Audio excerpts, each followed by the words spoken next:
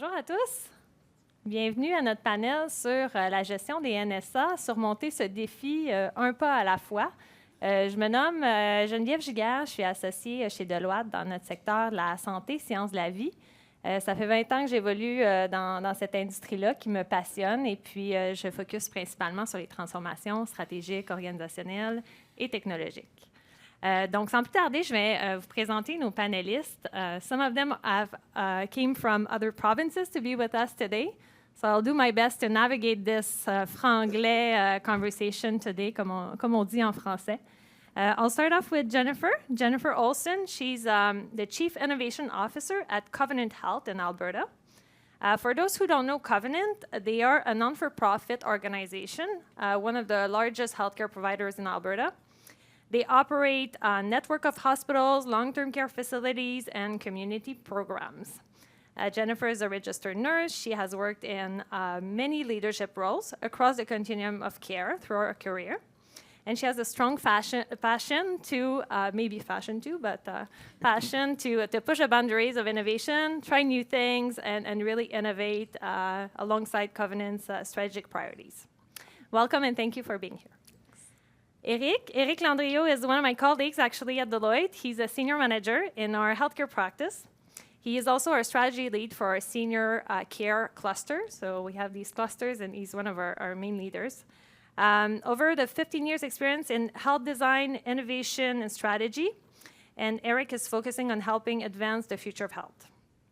Prior to his work at Deloitte, he worked as a director of integrated care at a hospital, and a director of innovation at one of Canada's largest home care provider, St. Elizabeth Health. He was also focused on community-based models of care, and Eric has also held positions at the World Health Organization and the Ministry of Health of Denmark. Merci d'être là. And he speaks French, but he's going to speak English, but just... Manon Dufresne, présidente de l'Ordre professionnel de la physiothérapie du Québec depuis juin 2022. À l'Ordre, elle a occupé des postes de directrice de l'inspection professionnelle et présidente du comité d'inspection. Madame Dufresne détient un diplôme de physiothérapie de l'Université McGill, une maîtrise en développement des organisations de l'Université Laval et une autre maîtrise en santé du travail à l'Université de McGill aussi. Elle a pratiqué la physiothérapie pendant plus de 20 ans et elle a œuvré dans le réseau de la santé aussi pendant 30 ans, dont occuper des positions de directrice générale, diriger des entreprises du secteur privé. Donc, très beau bagage et merci d'être là, Manon, avec nous. Ça fait plaisir. Et puis, Patricia, qui est ergothérapeute de formation et qui œuvre depuis plus de 18 ans dans le réseau de la santé et des services sociaux. Elle a parcouru tout le continuum de services des personnes âgées, divers postes de gestion, l'amenant à des centres de jour, au soutien à domicile, passant par des ressources intermédiaires, le milieu hospitalier et l'hébergement. Et elle est actuellement coordonnatrice du soutien à domicile au CIS de Laval. Et elle navigue dans le fond au quotidien avec la gestion des NSA et travaille dans les équipes multidisciplinaires avec différents acteurs du réseau. Donc voilà notre panel et merci d'être là. Avant de débuter la conversation, juste pour mettre tout le monde sur le même diapason, dans le fond, les NSA. Qu'est-ce que c'est les NSA? C'est les niveaux de soins alternatifs. Je vais aller back and forth, là, NSA, ALC, même chose, Alternative Level of Care. Et puis, dans le fond, ça désigne un patient qui occupe un lit de soins aigus, mais qui n'a plus besoin de soins aigus, donc qui aurait besoin d'autres soins suite à un épisode de santé physique ou de santé mentale, d'autres soins alternatifs, donc en soins de longue durée, en réadaptation ou effectivement d'autres services. Ça touche beaucoup nos personnes âgées, ça touche beaucoup nos patients qui ont des complexités multiples, finalement, dans nos réseaux de santé. Et ultimement, ça a un impact sur la fluidité hospitalière. We're not alone in this navigating these challenges in Quebec. We're also facing the same challenges in other provinces and throughout the world. In Quebec, when I look at le tableau de bord de M. Dubé, we're around 11-12% of occupied beds by NSA patients, which means ultimately when you scale it to the province, approximately, and probably my numbers are not perfect, but 3,000 hospital beds that are occupied by these patients. So the better we do at transitioning those patients in the community, the better fluidity and also space for the ones that actually need these acute care. services. So I will turn it to my panels, who are actually the expert in all of this this topic, because with this in mind, I always start as a true consultant to define the problem. What are we trying to solve for to achieve the better outcomes? So why are we facing this situation in our systems across the world? And je vais commencer avec Eric. Sure. So when I think of ALC, one of the things that I think about is how Canada and the world has changed. And so back in the 1990s, chronic conditions overtook all other conditions in terms of burden of disease. And when you think about our healthcare system and how we were organized to be very hospital-centric, I think it made a lot of sense when the idea is like you went to the hospital, you got better, you were fixed by like people and technology, and then you went back into the community. Now when people are going into the hospital, they are getting better. However, people are living with these chronic lifelong conditions that we might not have had as much of before. So I think one of the biggest issues that I think about is our failure to adapt to the changing kind of demographics and kind of disease trajectory that we've had as a population. So really needing to bolster those investments in community-based care. And then also for me, it's all of the other kind of system issues that we're facing, right? So we saw a lot of this with COVID, but all of these issues have been kind of a long time coming. So our inability to work across care silos. ALC is ultimately about housing. We're housing people in really expensive places right now. So how are we working between the health sector and the social sector? And then also kind of some workforce challenges of working across the silos, finding human resources in the community, coupled with that service demand as we're an aging and also a growing population with immigration. So I think right now what we're left with in Canada is 1 in 11 patients that goes into the hospital isn't able to be discharged on time because they're waiting for a bed or a space in the community. Yeah. And I think later on we're going to look into solutions and ideas, and it's better than it's been after COVID, right? After COVID, it was like craziness. We see that the tendency is coming back down, but there's still work to do. So thank you, Eric. Any thoughts, Jennifer, on the same question on why we're facing this situation? Yeah, so Eric did a great job of outlining the fact that Canada is becoming a super age society, right? Within the next decade or so, we're going to, be an insurmountable number of older adults with not enough services to really bolster and to deliver what's required. And so also to build on what Eric said, when we're talking about more complex, in Alberta, we used to see, older adults come into emergency with one concern, and now we're seeing them coming in with 4 or 5 concerns, all requiring specialty referrals.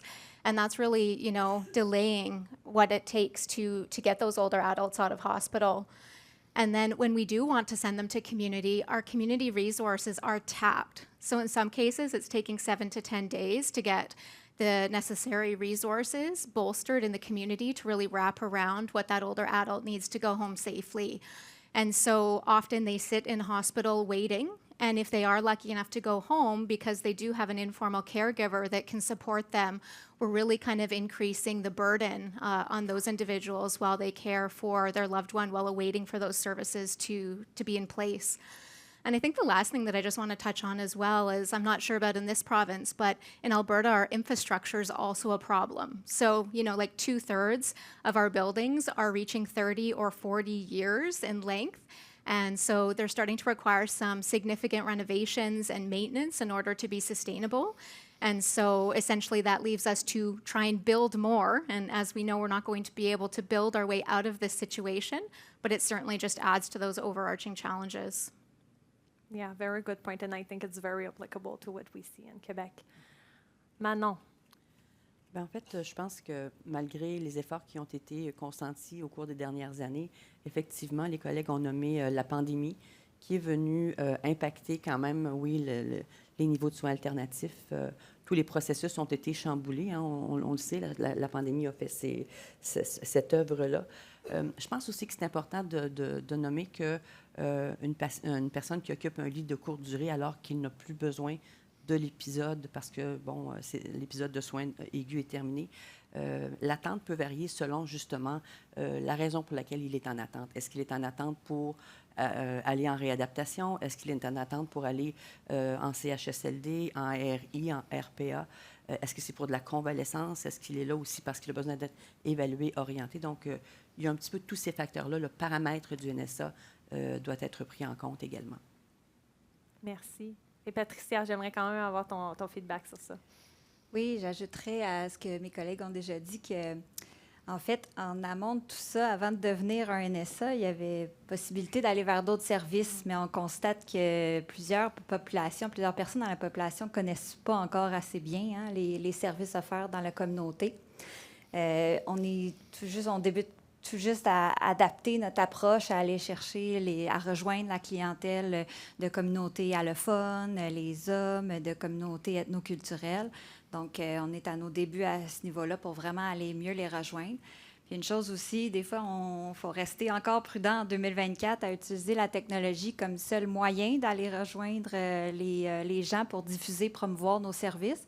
Moi, je travaille auprès des personnes âgées, donc vous comprendrez qu'on a encore plusieurs personnes âgées qui n'ont pas accès, soit parce qu'ils sont plus isolés ou n'ont pas de réseaux sociaux, n'ont pas accès à la technologie. Donc, il faut être prudent encore à l'utiliser comme seul moyen de communication. On voit encore trop souvent, malheureusement, des couples, des familles qui arrivent au bout du rouleau à l'urgence avec leur conjointe, qui n'ont pas eu de service, ils n'en ont pas demandé non plus. Et ils arrivent vraiment à bout de souffle en demandant de l'aide. Mais à ce moment-là, c'est plus vraiment le moment. C'est très difficile pour les équipes soignantes de les accompagner à ce stade-là parce qu'il est un peu trop tard et ils ne sont plus vraiment dans un état d'esprit en mesure d'élaborer un plan d'intervention qui va répondre à leurs besoins. Donc, vraiment, la connaissance des services en amont, je pense que ça serait important. Super intéressant. J'entends le patient, j'entends les familles, j'entends le système. Tu sais, c'est multifactoriel, vraiment, ce qu'on discute aujourd'hui. C'est quoi les causes si on n'adresse pas la situation? Parce que là, on dit, bon, on est à 11 %, on s'améliore, bon, on voit des progrès, on veut s'améliorer davantage. Qu'est-ce que vous nous diriez par rapport à ça, l'élément de the cost of not doing anything right now? And I will start with you, Manon. Mais puisqu'on parle de coûts, les coûts systémiques, effectivement, sont là, mais il y a également des coûts humains importants derrière les NSA. C'est-à-dire qu'une personne qui occupe un lit de courte durée alors que son épisode de soins est terminé va subir un phénomène qu'on appelle le déconditionnement. Déconditionnement, ça veut dire pour une personne, donc, de perdre de ses capacités fonctionnelles. Comme moi tantôt avec mon épaule. Comme toi tantôt avec ton épaule, on a tout réglé ça. Alors, s'installe ce phénomène-là et ça veut dire pour la personne d'être donc moins mobile, d'avoir plus de difficultés à se déplacer, perdre de la force également. Alors, on veut éviter ça autant que possible parce que, justement, ça peut faire une différence, ça, entre quand la personne va finalement sortir, de retourner soit à son domicile ou même dans une ressource alternative parce que le déconditionnement est important. Pour les proches aidants, on l'a nommé, pour les familles, il y a aussi un impact parce que ces gens-là deviennent du jour au lendemain possiblement proches aidants alors que ça n'était pas le cas auparavant. Proches aidants transitoires pour une période qui peut être temporaire, mais aussi ça peut être aussi pour une période définitive. Alors, ça non plus, c'est pas banal. Ça veut dire des changements dans les horaires des personnes, dans leur vie, dans le quotidien. Et comme présidente d'ordre professionnel, je ne peux pas passer à côté du fait qu'au niveau de la protection du public, ces gens-là sont à fort potentiel de préjudice.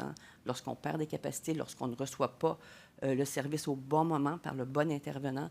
Donc, d'où l'importance d'agir le plus rapidement sur éviter l'effet de déconditionnement pour s'assurer qu'on agisse quand ça compte encore, donc, et de la bonne façon.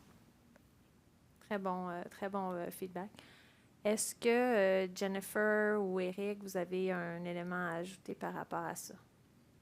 I need could, to say it in I could English, maybe add, but yeah. I could maybe add a bit of an example. I like the point that you're making about like deconditioning, And I think, the human costs, so like continuing to warehouse people in the most expensive part of our healthcare system, right? So in hospitals or long-term care homes. And I think fundamentally it's a very kind of reactive thing. And a really good example, I worked on a frailty project where we were working with a hospital as well as the primary care system. And what we found out was they had 2,000 patients every year coming to the emergency department, older adults who had a fall. And what were they doing? They were treating, the broken hip, the bruise, like all of those pieces, and people were ending up as ALC patients.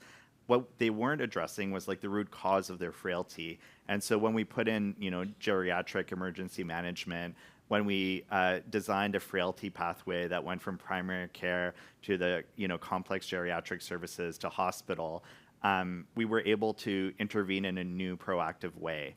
And, older adults overwhelmingly across Canada, almost all of them want to be in their home, in their communities. So, being in a hospital, you're taking away the things that are most familiar to them. So I think just that really human part is really important. Yeah, I like the example, and we're here at Première Ligne en Santé, and it starts before the NSA. That's what we're saying. It's a whole system and acting and having the right doors to enter at the right time to not get into the situation is important. Jennifer and Patricia, do you have additional points on that before we get into solution mode? Je peux peut-être faire du pouce un peu sur ce que Manon a mentionné tantôt, les pertes d'autonomie. Vous apprendrez rien aujourd'hui, là, mais c'est entre autres relié au contexte dans lequel, on l'a dit un peu ce matin dans une autre présentation, comme quoi le contexte est peu adapté, surtout pour notre clientèle âgée là, qui occupe quand même de nombreux lits hospitaliers. Ce contexte-là peut adapter, va me permettre de donner quelques exemples qui apparaissent un peu banals, mais on monte une ridelle de lit pour assurer une sécurité, on freine l'initiative de la personne âgée d'aller à la toilette seule. On laisse les lumières comme celle-ci allumées très fortes, les néons au plafond, et on génère un peu de confusion dans le cycle éveil-sommeil. Donc, rapidement, la personne âgée est confrontée à ça et perd de l'autonomie qui s'ajoute déjà à la condition médicale pour laquelle elle est venue initialement à l'hôpital. Puis, des fois, on dit ça prend 21 jours changer une habitude. 21 jours, ça ressemble à une durée moyenne de séjour d'une personne âgée. Donc, rapidement, elle va changer ses habitudes. Et ce phénomène-là se cristallise, puis on a de la difficulté par rapport au temps. Au début, elle ne voulait peut-être même pas venir à l'urgence. Et là, tranquillement, elle s'habitue à ce contexte-là où on prend soin d'elle, où tout est pris en charge. Et puis là, la décision se dirige vers un non-retour à domicile, finalement. En plus, si on ajoute à ça une famille, des proches qui mentionnent être épuisés, bien là, on vient de cristalliser la décision. Puis le retour est plus possible. Puis c'est là ça confirme là, la suite des choses pour cette famille-là, finalement. Puis évidemment, bien là, la personne va bloquer la fluidité hospitalière et du moment que l'urgence est engorgée, bien, tous les autres secteurs, pour être au soutien à domicile, les équipes, leur énergie est concentrée vers cette planification de congés-là, vers le milieu hospitalier, puis possiblement au détriment aussi de d'autres usagers qu'on pourrait faire de la prévention et des suivis. Donc, c'est un peu ce que je vois comme coût sociétal actuellement. La façon dont tu l'as expliqué, je trouve que l'image est vraiment claire. Puis I want to maybe get into examples from outside. So we like to sort of benchmark ourselves, like what are others doing that we're not doing? So I'll start with you, Jennifer, in Alberta maybe or elsewhere in the world. What have you seen that could be inspiring for our people today? Yeah, absolutely. So I will use a couple of examples from Alberta. So the organization that I'm working with is Covenant, and so we're actually building off the community hub model. So at the moment, we're actually building a community wellness center where we are going to focus on the prevention, so more upstream. So that campus of care is really going to house everything from community services to some of those urgent care clinics that will be pulled out of our hospitals to allow for more capacity there as well. But it will also have an integrated care center where we're going to really focus on restorative care so that when those older adults do hit hospital and are no longer acutely ill, we can actually bring them out and really focus around those wraparound supports so that we can discharge them to the place that's most appropriate.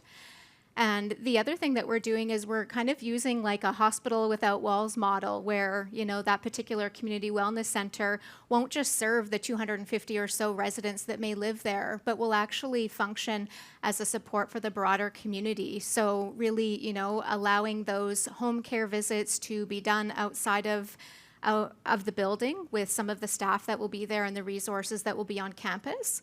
And the other thing that we're finding quite useful is the embedding of a community navigator within our emergency department. So although our transition services coordinators are really good at referring to community-based services, they are acute care providers. And so they're just not quite as plugged into the community as, say, a community person would be. So by bringing that different lens right into the ED, we're finding that we're able to discharge patients quicker and with better support, knowing, of course, that, you know, once someone hits the ED, it's not just about the healthcare needs that they need to go home. Often it's also about those non-medical supports, like how am I going to eat and how am I going to shovel my walk because it's wintertime, et cetera. So really, these folks are navigating the complex health system and making sure that they get both the care and the non-care supports that they require. I love that idea. And in Alberta, you're a little bit like us in Quebec in terms of the rural community versus, you know, the urban ones. How do you manage the rural communities in this hub context? Yeah, that's a great question. I mean, rural communities are often at a disadvantage because they simply just don't have the capacity or the resources that an urban center does. So the great thing for us is a lot of our programs are building in virtual health, as well as a lot of the connections from the resources that we are building through our programs. So we can certainly leverage what we've got going on, but we're also specifically looking when we spread and scale our projects about what the differentiators are in rural. Although there's some disadvantages, there's some great advantages as well. The community's a lot more close-knit. There's a lot of volunteers that are willing to, you know, put their hand up and step up for support. So yeah, absolutely. It comes with both pluses and minuses. It's just a different way of navigating. I love that. Eric, do you have other examples for us? Yeah, and I'll just maybe add something. Because you two work together. Yeah, we work together on this Alberta project. The thing that I find really interesting from a policy perspective is that there was a conscious decision with one of the busiest emergency departments in the area and hospitals that they wouldn't, you know, necessarily expand that, but they would decant some of the services into the community and really strengthen, you know, the community side of things, right? Mm-hmm. So I think, you know, thinking of it as a system, not only acting, you know, in hospital and then expecting community to figure it out, like planning jointly was really important in that context. Sure. And I think for me, so I used to work at one of the largest home care agencies, and one of the things that I've become really passionate about is housing. So supportive housing, especially for mental health and addictions. You know, the mental health, people with mental health and substance use issues, you know, form about 30% of all ALC patients. Another model has been reactivation centers. So we have these in Ontario, specifically where individuals that would be discharged to long-term care actually get discharged to the reactivation center for up to 60 days. We get them ready to go back home. A lot of recreational therapy, physiotherapy, occupational therapy, and also working with their caregivers so that they feel they know how to support those individuals at home. And then I think the third one I just really want to highlight is the concept of NORCs, or naturally occurring retirement communities. So it's a concept that comes from New York that they identified, I think about 20 years ago, where they looked at buildings in New York City and said, you know what, actually 30, 40, 50, 60% of the people living in these buildings are older adults. And so kind of shifting from that reactive to proactive, they said, let's give them money so that we can cluster services and go to them when and where they need it. So we had our first NORC program in Kingston about 5 or 6 years ago. It went very well. And one of the things throughout that process that was really interesting was older adults, when you provide all the services and whatnot in their building, they start connecting to each other and supporting each other. So now that's being scaled up across Toronto. They've identified with the University Health Network 220 buildings that are 50% or more older adults and starting to deliver services in those buildings. So for me, I think, it's not necessarily about a super kind of tech-enabled model of care. It's about kind of the basics of housing and making sure people can support each other. That's the Hospital Without Walls Yeah. concept. C'est super intéressant. Manon, je sais que c'est un sujet qui te passionne depuis longtemps. Tu as vu des exemples aussi ailleurs. Qu'est-ce que tu as à nous dire par rapport à ce que tu as vu, qui est aussi peut-être super applicable à ce qu'on voit au Québec? En fait, il y a plusieurs pays qui se sont penchés sur le phénomène des NSA. D'ailleurs, l'INES a publié en 2021 une bonne recension là, des bonnes pratiques, donc si ça peut vous intéresser. Une chose sur laquelle tous s'entendent, c'est que les NSA doivent être planifiés dès l'admission de la personne. Donc, le jour 1, même idéalement, même en amont, si le patient est connu du réseau, en amont de l'hospitalisation, c'est là où les bonnes pratiques sont effectivement plus évidentes, si on peut dire ça comme ça. À titre d'exemple, en Colombie-Britannique, ils font ce qu'on appelle des évaluations fonctionnelles à l'urgence. Donc, on est vraiment en amont de l'hospitalisation. Parfois, ça peut même être dans la communauté. Alors ça, c'est vraiment là, des choses dont on devrait s'inspirer, effectivement.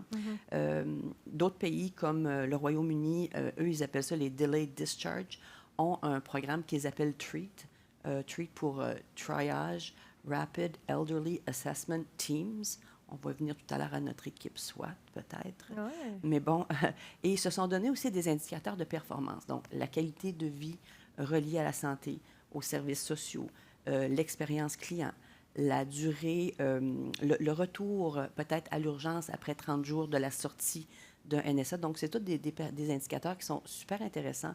On en a, oui, au Québec. On commence à en avoir et de plus en plus, heureusement, mais je pense que c'est vers ça qu'on doit se pencher aussi. Mais il y a vraiment de belles initiatives ailleurs aussi, en Allemagne, en France aussi. Ils ont quand même développé ce genre de concept-là. En France, ils appellent ça les bed blockers. Donc, même si c'est français, le terme est anglais, mais bon, bref, c'est à se poser la question. C'est les Français. Oui, mais ils aiment bon, beaucoup ça fait partie des choses dont on peut... il existe des Ouais. solutions puis des bonnes pratiques, oui. C'est super intéressant. Patricia, avais-tu des exemples aussi à partager ou Je vais garder mes idées pour la prochaine pour question. tantôt? Parfait. Puis, ben, c'est ça, justement, dans la prochaine question, on était beaucoup dans les solutions. On sait qu'il y a beaucoup d'entre vous qui avez implanté des améliorations, qui voyaient des bénéfices déjà, ou d'autres idées. Vous dites, hey, ça, il faut faire ça. Patricia, vas-y donc. C'est le temps. Parfait. Je vais me permettre de prêcher pour ma paroisse encore une fois avec le soutien à domicile. Je pense que c'est vraiment important qu'on dirige nos lunettes vers la communauté, vers ce qui est possible de faire dans la communauté. Autant dans les organismes communautaires, les CLSC, les cliniques externes. Donc, vous comprendrez que ce matin, j'étais très heureuse de l'annonce de la ministre Bélanger. Je pense que c'est important de travailler en amont, comme Manon l'a mentionné tantôt. Ça peut se faire autant ça peut se refléter là, dans des heures d'ouverture plus larges au GMF, de développer de l'expertise en soins infirmiers dans les cliniques ou dans les soutiens à domicile. Actuellement, il y a un projet en cours, l'hospitalisation à domicile, que vous avez sûrement entendu parler, qui permet de travailler avec des infirmières en collaboration avec des médecins spécialistes pour assurer le suivi avec de la technologie à la maison. Donc, au moins, on évite de garder les personnes à l'hôpital. Depuis plus de 3 ans maintenant aussi, on a les soins intensifs à domicile qui se font. Donc, encore une fois, une équipe infirmière, médecins praticiens qui ont développé une expertise, qui peuvent faire certaines activités de plus, comme par exemple donner une médication qui antérieurement se donnait uniquement à l'hôpital, à l'urgence. Donc ça, c'en est des pistes de solutions vers lesquelles il faut continuer à aller pour pouvoir offrir des soins à l'extérieur du milieu hospitalier lorsque possible. Évidemment, je n'irai pas que... Il faut quand même... Parfois, l'hospitalisation, elle est requise.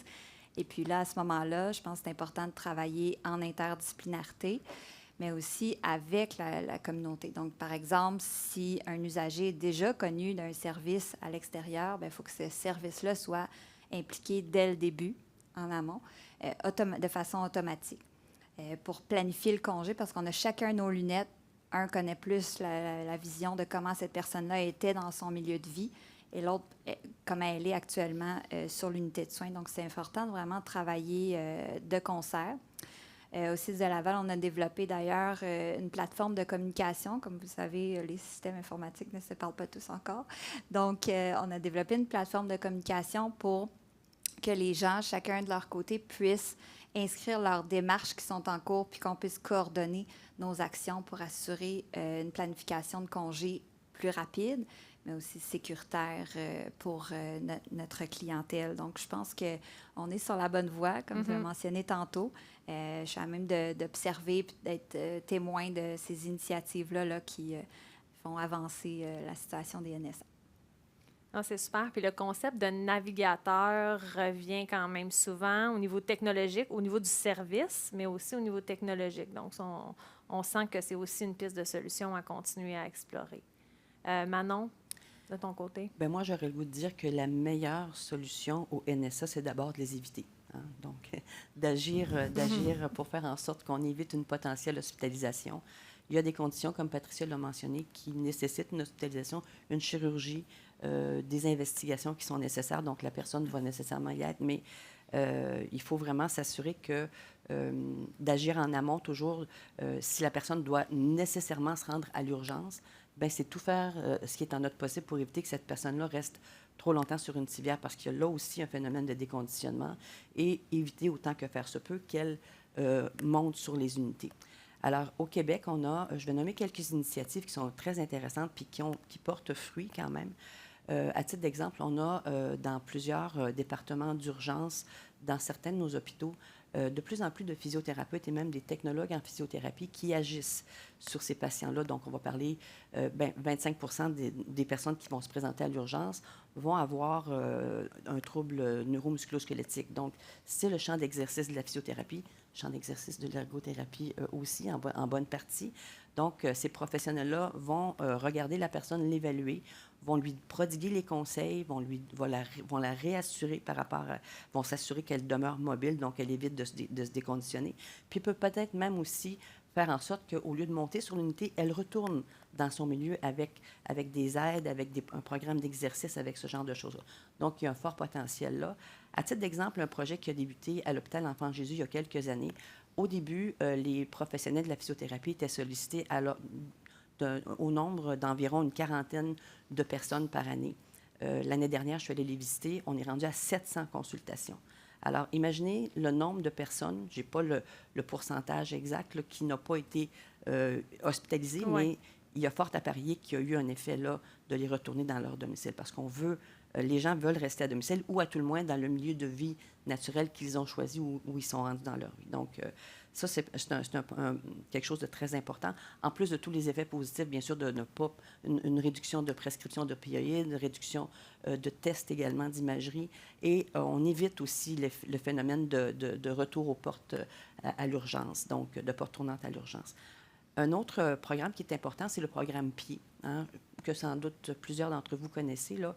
Donc, PIE, c'est pour Programme intégré d'équilibre dynamique, que l'on applique à domicile, que l'on applique dans les CHSLD, dans les ressources intermédiaires, dans différents milieux de vie. Et ce programme-là a un impact significatif sur, par exemple, la prévention des chutes. On sait qu'une personne âgée qui chute va plus souvent qu'autrement se ramasser à l'urgence, avec peut-être fracture, pas fracture, mais bref, besoin d'investigation, possiblement hospitalisation. Donc, ce qui sera important de faire, et ça se fait déjà, mais c'est de croiser ces données-là du programme PIE avec le nombre de chutes qui auraient été réduites ou dans le programme de gestion intégrée des risques au Québec, le ministère de la Santé et des Services sociaux recueille ces données-là à chaque année, et les chutes sont un grand facteur donc d'hospitalisation et un grand phénomène. Donc, il faudra croiser en termes plus techniques là, les AH223, les rapports incidents-accidents, et voir éventuellement s'assurer que ça baisse si on met en place les bons moyens. On a parlé du GAP depuis qu'on a commencé le congrès. Donc, ça aussi, c'est un beau concept qui va permettre l'évaluation, la navigation, l'orientation vers le bon professionnel pour éviter, oui, la présence à l'urgence et idéalement l'hospitalisation comme telle. J'ai parlé tout à l'heure un petit peu de l'équipe SWAT. Donc, si on voulait agir concrètement sur le NSA, donc la personne qui est hospitalisée puis qu'on n'est pas capable de sortir, bien écoutez, on imagine, et ça se fait ailleurs dans le monde, donc une équipe de professionnels, physiothérapeutes, technologues en physiothérapie, ergothérapeutes, travailleurs sociaux, qui verraient la personne idéalement en amont de l'hospitalisation, mais sinon, dès son entrée à l'hôpital, lors de l'hospitalisation, regarde déjà son potentiel fonctionnel et s'assure de voir la personne assez régulièrement pour voir l'évolution. Et lorsque le congé est planifié, idéalement, on a déjà une bonne idée de ce que la personne a besoin. Et on ne fait pas ça juste un vendredi après-midi à 2h30. Ça, c'est important de le dire.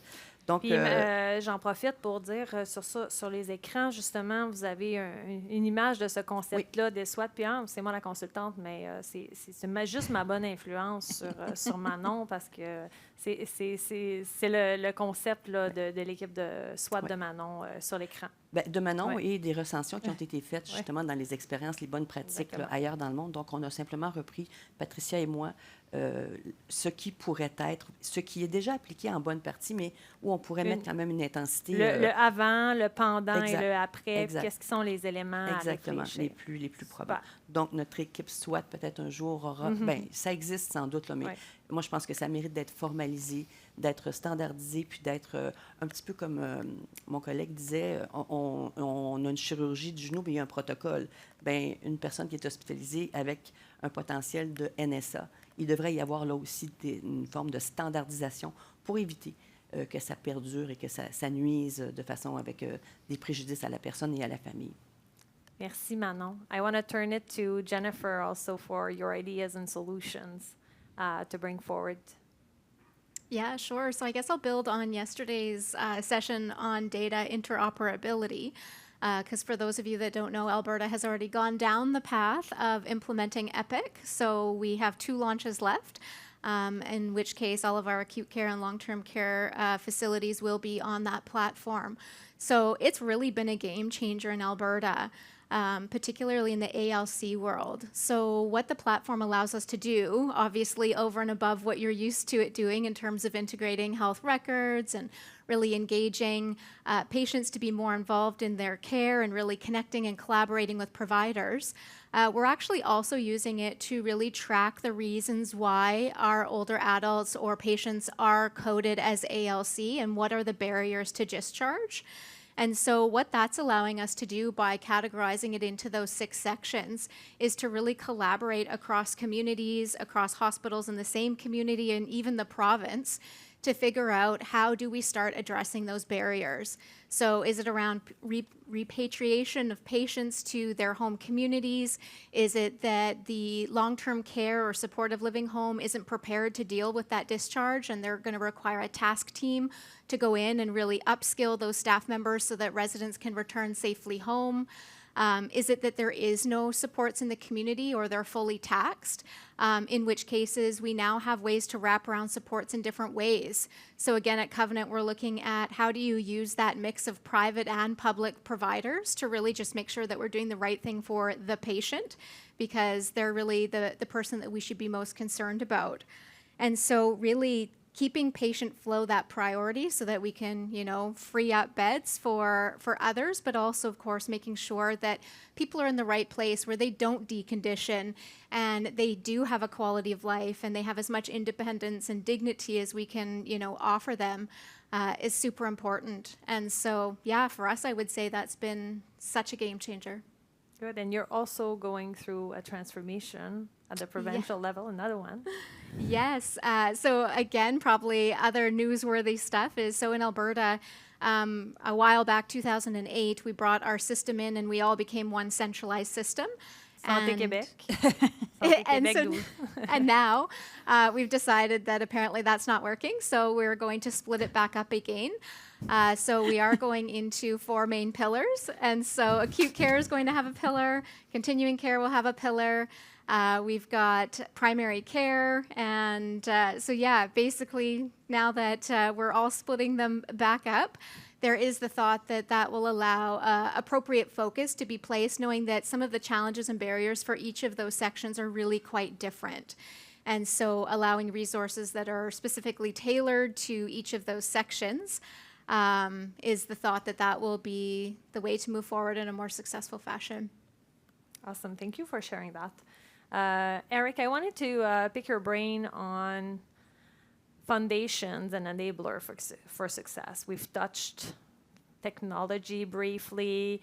I know you have examples also around funding, policy. What would you say about the critical elements for success?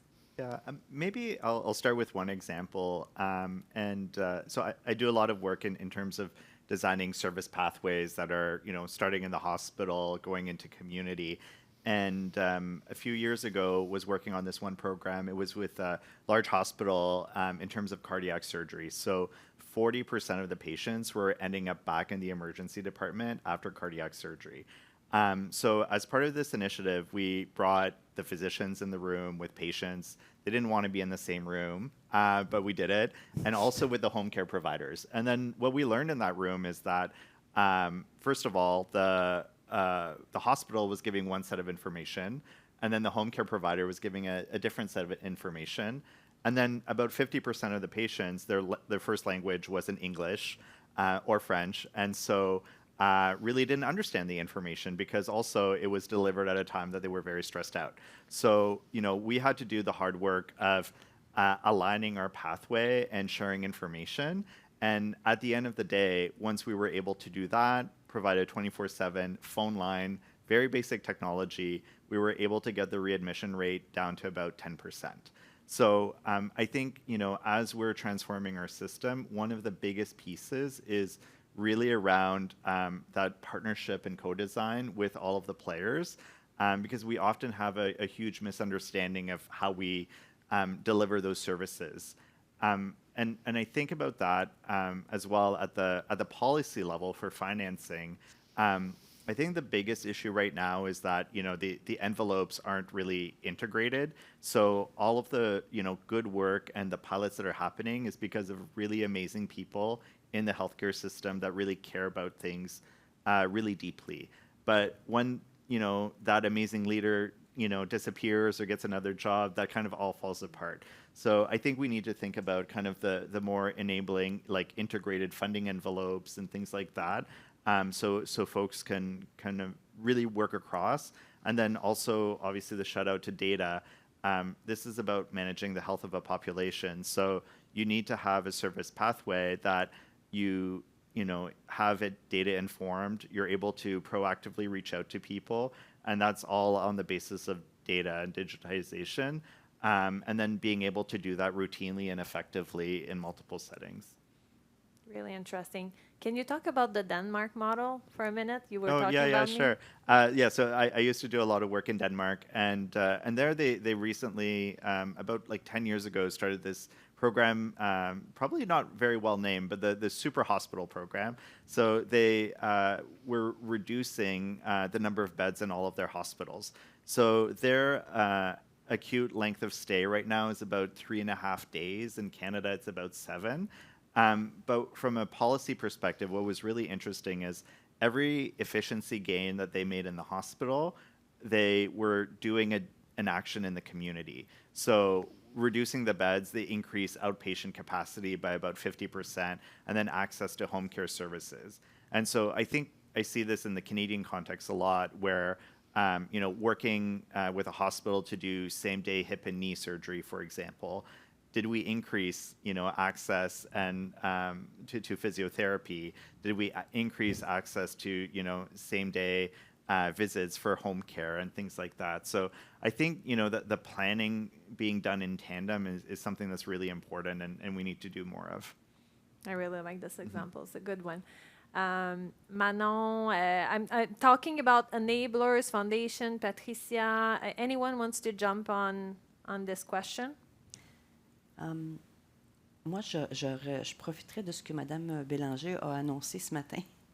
par rapport au CLSC et à revitaliser les CLSC. Dans la boucle que vous voyez là, le CLSC est pas là, alors on aurait dû le mettre, mais c'était tellement pas... et je pense que c'est une condition gagnante telle que ça a été annoncé.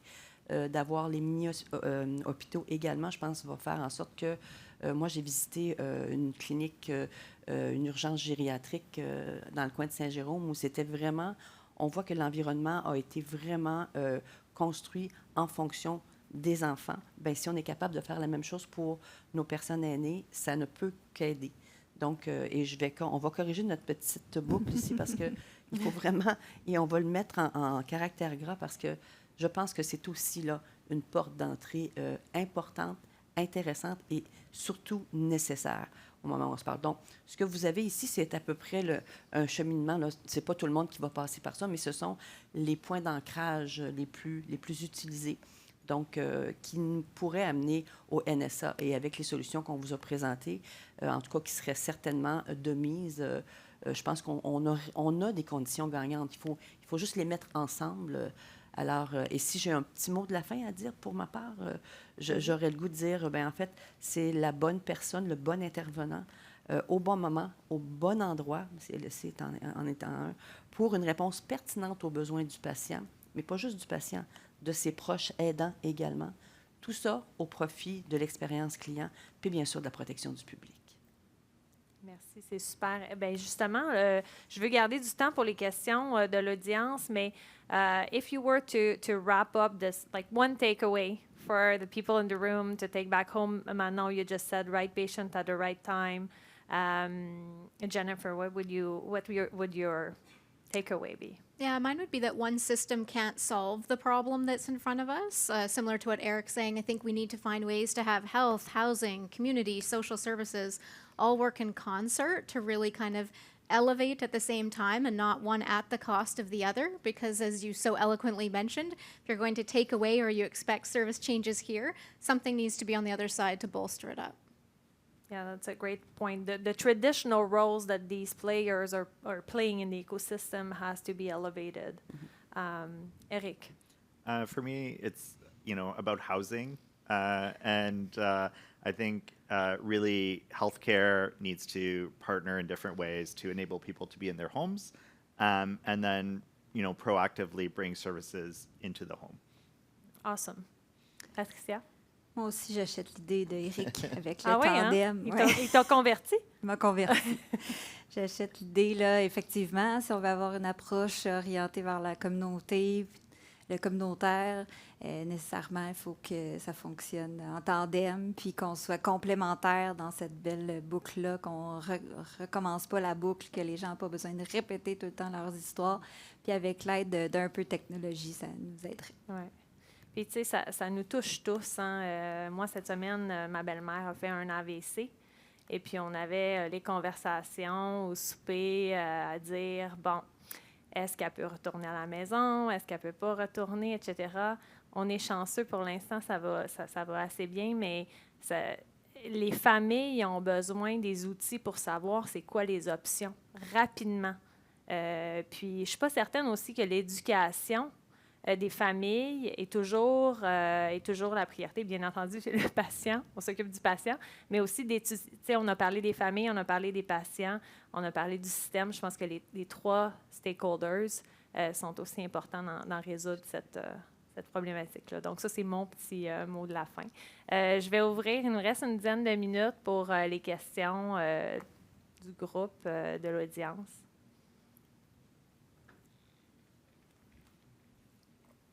Bonjour, Joëlle Aymon, présidente de l'Ordre des diététistes nutritionnistes du Québec. Bravo pour la belle présentation, c'est super inspirant. Puis évidemment, nous aussi, on achète garder les personnes à domicile en situation d'autonomie le plus possible. C'est avec le vieillissement de la population, je pense que tout le monde s'entend pour dire que c'est la solution. J'ai envie de lancer un cri du cœur dans cette belle boucle-là, puis dans le contexte de pénurie de main-d'œuvre qu'on connaît, on collabore vraiment régulièrement, toutes nos différents intervenants ensemble.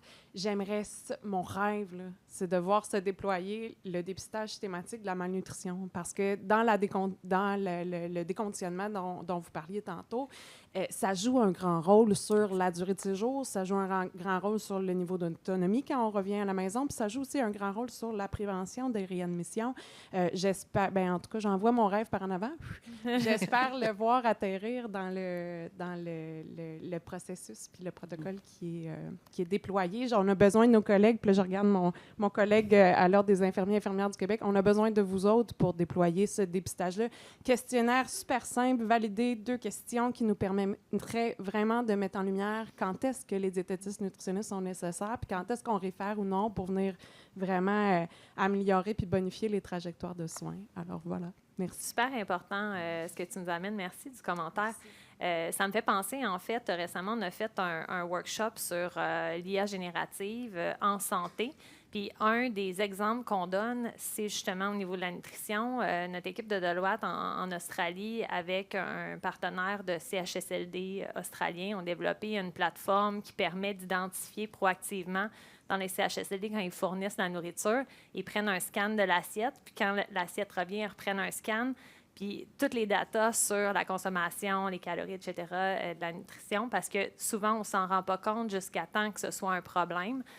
Donc, il y a des beaux exemples aussi à travers le monde d'utiliser des technologies. Bon, ça prend un contexte qui est quand même fermé, où est-ce qu'on est capable de le contrôler, mais super pertinent. Merci beaucoup. Est-ce que je peux me permettre de réagir à ma collègue? Très, très, très bon cri du cœur, Joël, effectivement.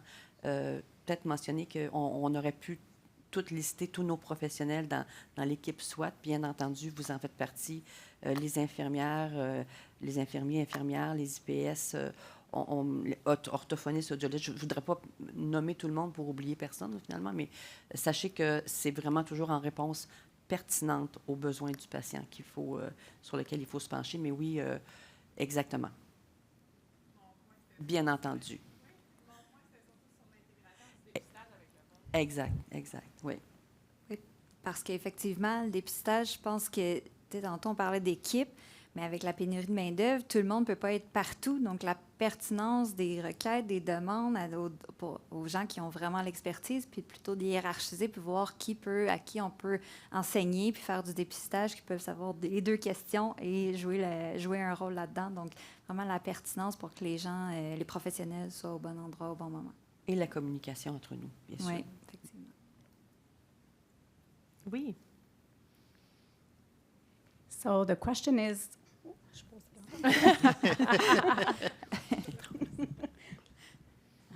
So the question is for Jennifer. I guess I'm curious, we talk a lot about some of the results, but I'm wondering, I'm coming from the private world where we administer a lot of healthcare plans across the world, but I'm wondering from a financial perspective, some of the initiatives that you've put in place, what kind of benefits or reduction in cost have you seen? My thought process thinking that, if we can reduce, then we can invest somewhere else, which gives, again, more benefits. And so I'm just curious to see if you're tracking any of that type of metrics.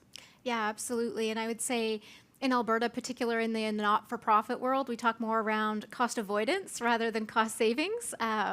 So we're seeing lots of different metrics, such as reductions in the number of emergency department visits, the reduction in stay.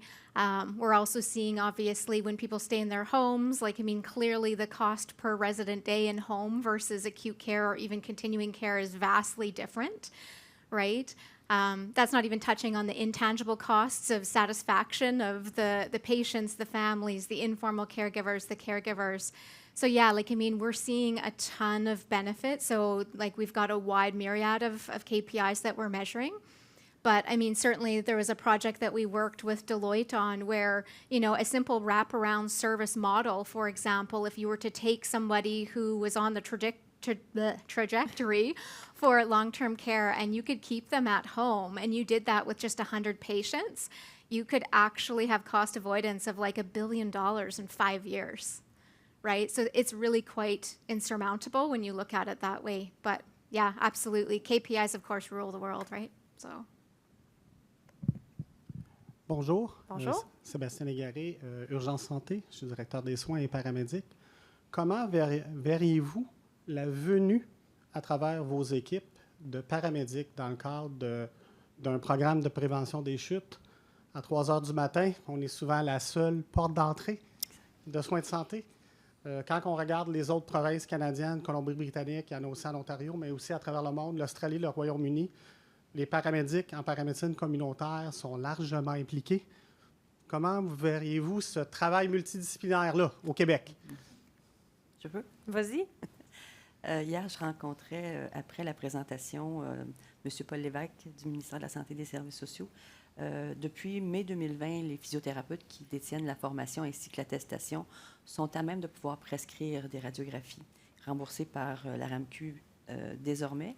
Alors, je lui disais, peut-être un beau projet pourrait être justement de travailler en consultation, même à distance, avec un paramédic, une infirmière, physiothérapeute qui pourrait procéder, puis ce n'est pas encore réalisé, bien sûr, là, mais il y aurait là une avenue intéressante pour vous inclure, travailler en intercollaboration, bien sûr, mais aussi peut-être même éviter que la personne soit peut-être même transportée à l'urgence, via l'ambulance à l'urgence, peut-être réassurer puis donner des...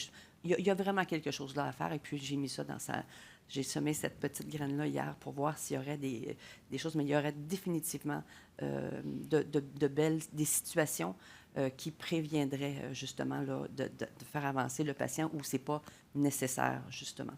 Donc, Patricia, vas-y. Oui, Ça te me tente, démange, hein? là. Ouais.